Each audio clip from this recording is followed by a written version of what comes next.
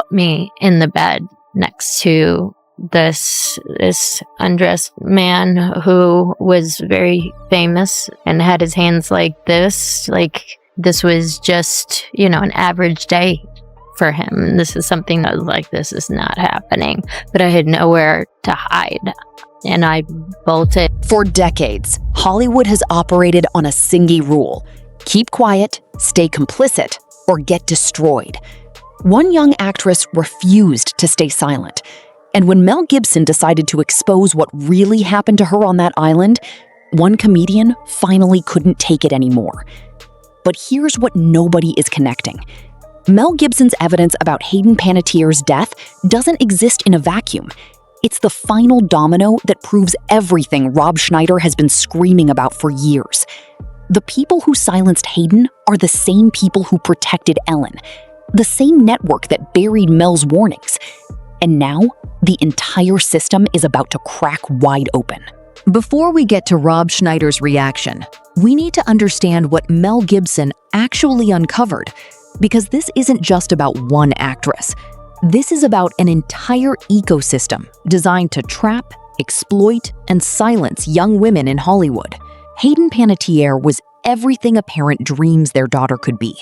By her mid-20s, she had built a career most actors spend their entire lives chasing. She was on a hit TV show, she had money, she had fame. She had a future. What she didn't have was protection. According to her own account, when Hayden was just 16 years old, someone she trusted, someone on her team, approached her on a red carpet and handed her a pill. Not cocaine, not heroin, something much more calculated. Somebody who was on my team that I was working with came to me, and it was before this red carpet, and I had been doing Heroes, and we did press all the time. And I was a little low energy, and it was, here, take one of these. It's a happy pill, it'll give you energy. So I didn't think of it at the time as like a bad thing. Yeah, or right. How old were you? I was 16, old enough to work in the industry, but too young to understand what was happening to her. She took the pill. It gave her energy. It made her feel good. It made her compliant. And that one moment would set off a chain reaction that nearly destroyed her life. Because once that door opened, there was no closing it. It must have been something that was similar to like an Adderall, but they got it from Mexico. I should have thought that's so sketchy, but I didn't, because I trusted the person. And it did give me that little bit of energy, and I didn't feel like high and out of control, but I did feel like happy. And like I was looking forward to doing the life of the party interview. Here's the dark part. She didn't feel high. She felt normal. She felt energized. And because she trusted the adult giving it to her, she had no reason to question it. That was the design. In 2020, Hayden finally decided to talk about what really happened. She released a memoir, and for the first time in her life, she told the entire story. Not just about the pills, but about what came after. The pills were the gateway. The real abuse came later. According to Hayden, she was taken out on a yacht with that same trusted adult and a group of industry executives. And on that boat, in the middle of the ocean, she was physically placed into a room with a naked man, a famous industry executive, and left there alone. She physically put me in the bed next to this undressed man who was very famous and had his hands like this. Let that sink in. She was 16, on a boat with no escape, trapped with an adult predator and no one to help her. She ran. She screamed, and no one came. I bolted and I hid wherever I could think of to hide on a boat. There was no jumping off and swimming away, and there was nobody who was going to, I realized that there was nobody who was going to be empathetic to my situation, that this was nothing. That last part is the chaining detail that nobody talks about. She realized it was nothing new, meaning the people on that boat, they had done this before. This was routine. This was normalized. This was the system. She survived that night, but the trauma didn't stop there. Hayden spent decades battling addiction, depression, and PTSD, all stemming from what was done to her when she should have been in high school. And for 20 years, she stayed quiet. Fast forward to 2023. Hayden decides to write a memoir and finally tells her story in detail.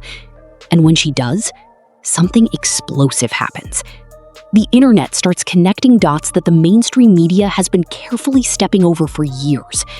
The trusted adult who gave her the pills, the executive on the boat, the yacht parties. This wasn't random abuse. This was organized.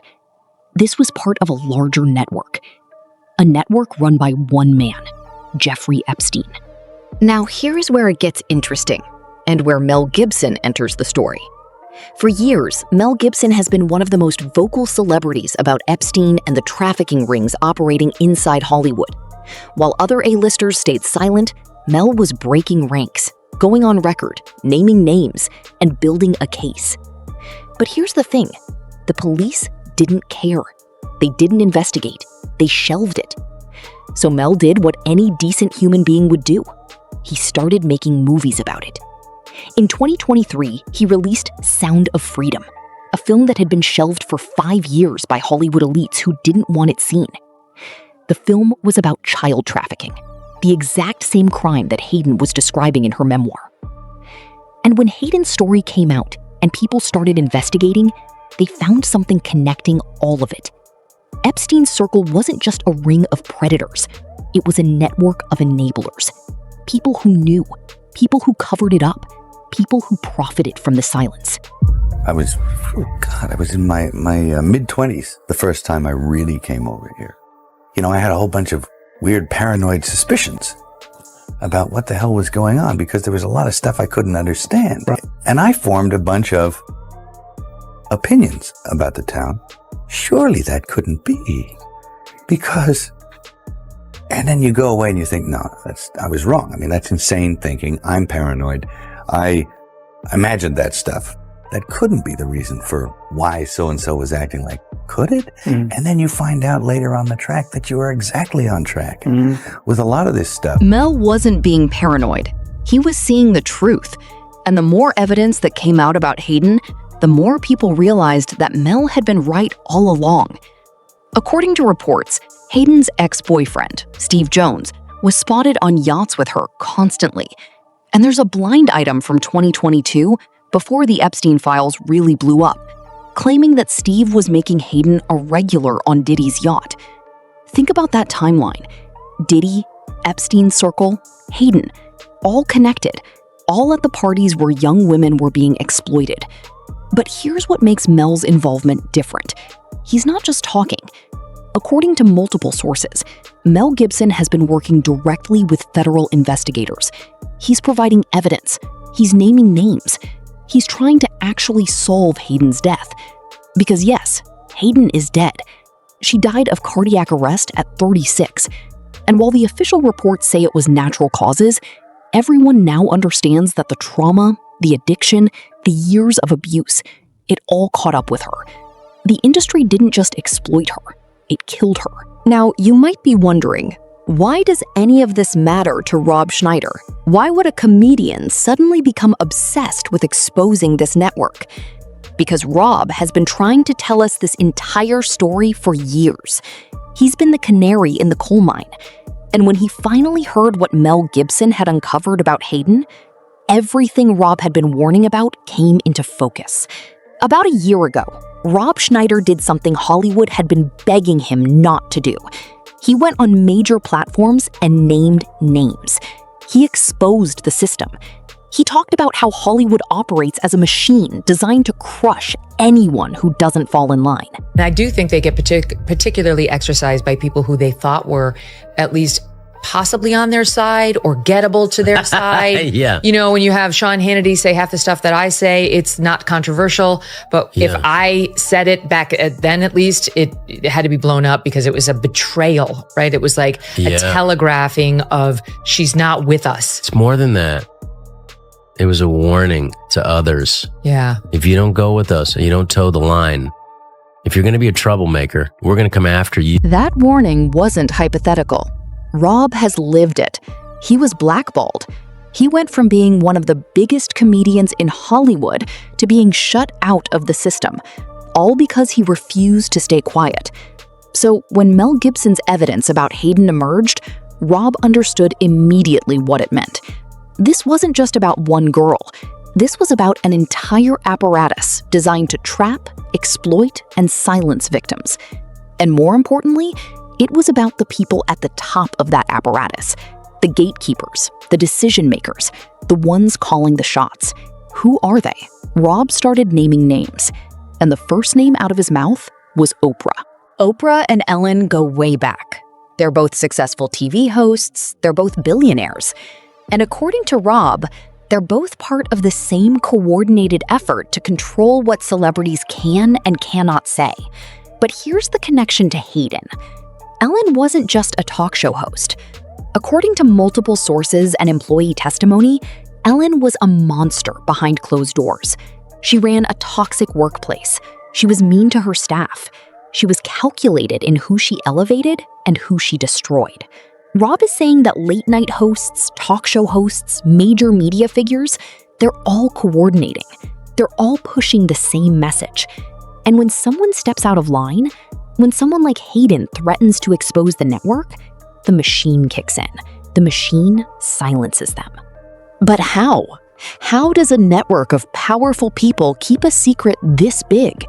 How do they make sure that someone like Hayden, who has money, fame, and resources, stays quiet?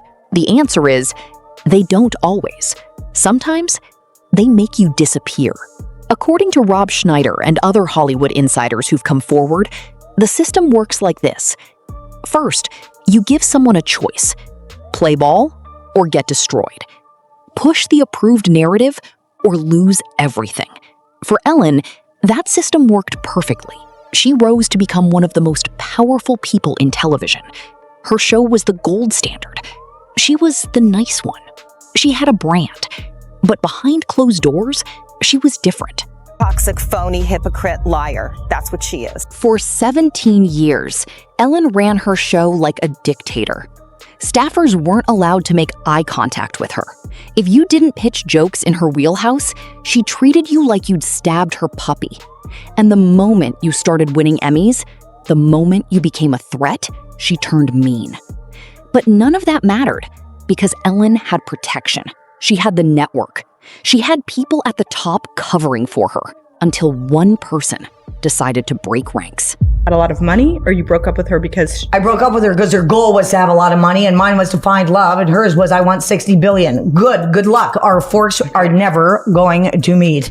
The further we stay on with this, the further we will be apart. Okay. She didn't live in that loving kind. Anne Hesh was one of the few people who knew Ellen behind closed doors, and Anne's testimony was devastating. Ellen wasn't after love, happiness, or meaning.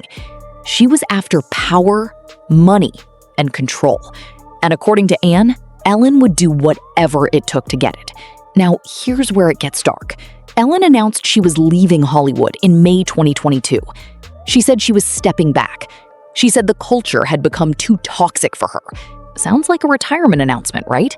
Months later, on August 5th, 2022, Anne Hesh died in a high-speed car crash in Los Angeles. She was 53 years old. The crash was so severe that she was hospitalized for 9 days before finally succumbing to her injuries. The official story? She was driving drunk, she lost control, and it was an accident. But here's what people noticed.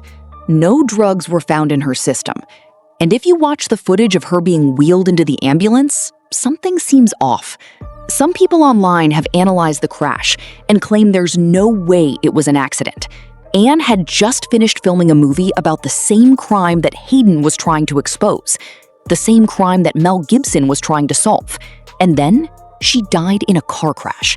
Her group. That's the key phrase. Ellen wasn't operating alone.